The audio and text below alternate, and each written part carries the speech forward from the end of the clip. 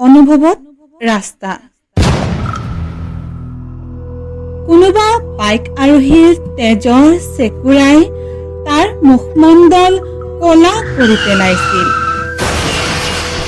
কোনোবা ধৰ্ষিতা নাৰীৰ চিঞৰৰ প্ৰতিধ্বনিত তাৰ শৰীৰৰ পৰা খহি পৰিছিল এটুকুৰা মঙহ। তাৰ ৰুক্ষ বুকুৰ স্পৰ্শত অহা প্ৰতিজন মানুহৰ খোজৰ স্পন্দন। সি প্ৰতি খোজৰ স্পন্দনত কওঁ বুলিলেই কৈ দিব পাৰে কাৰ বুকুত কিমান দুখ। মাতাল নিশাবোৰত সি অস্থিৰ হৈ পৰে। মদিৰাৰ দুৰ্গন্ধত সি হৈ পৰে একুৰা ৰঙা জুই। সি এতিয়া কুম্ভকৰ্ণৰ দৰেই নিদ্ৰাত মগন। সকলো দেখি শুনিও তাৰ বাকৰুদ্ধ।